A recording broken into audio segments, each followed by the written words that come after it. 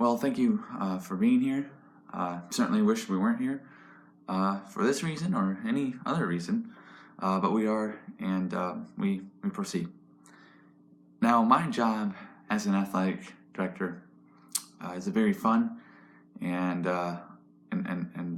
very entertaining job. Most days are good days that most people would want to have.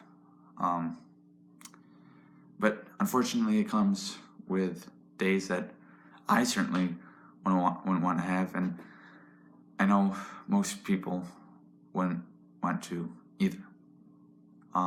Involves tough decisions. This was a decision I wish I hadn't had to make. I wish we weren't even in this situation. My job isn't as similar as being a head coach.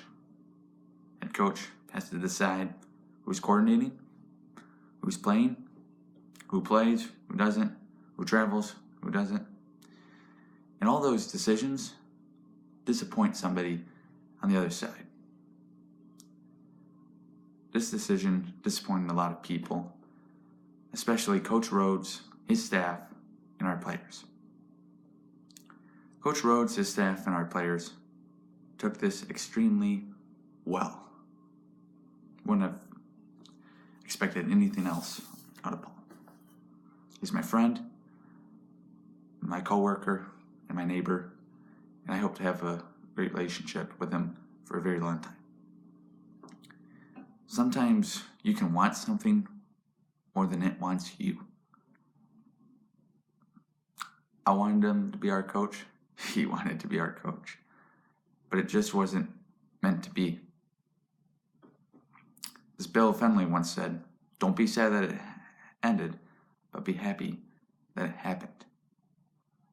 When Paul and I met yesterday, that's what we talked about. He got 7 years to do something that most people would give their right arm to do one time. A couple of clarifications. Paul wasn't let go because of what happened on Saturday. We have a saying in the locker room: no one player, no one play.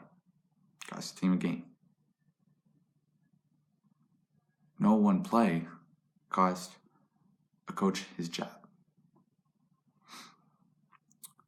Why now, when it seems the team is young and has made some progress? No, I believe that team has more talent in that locker room and potential. We have unlimited potential.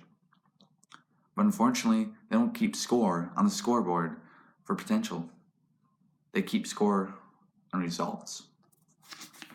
And we just weren't getting the results we needed to get. Why now? We made a decision because we felt it was the best time. Number one, we felt it was the best time for our players.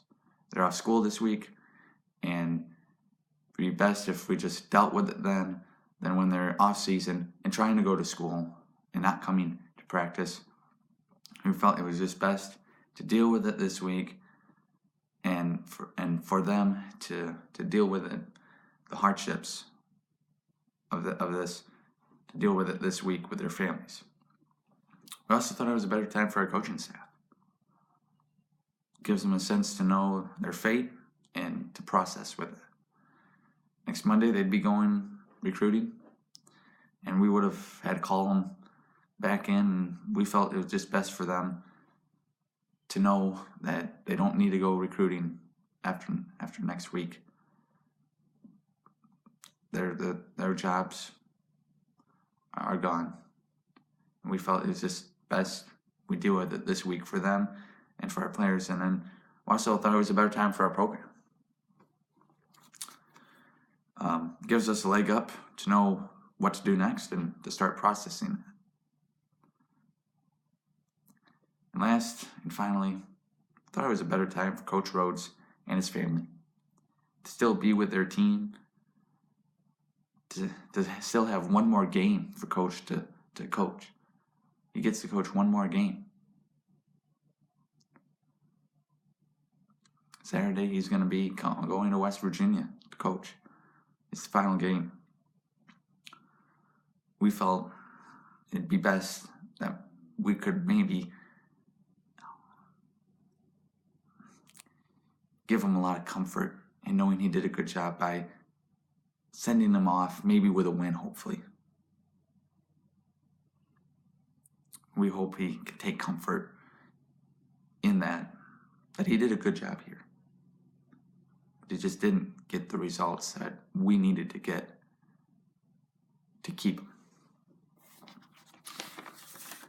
The search has begun, and what we've done in the past is we're not gonna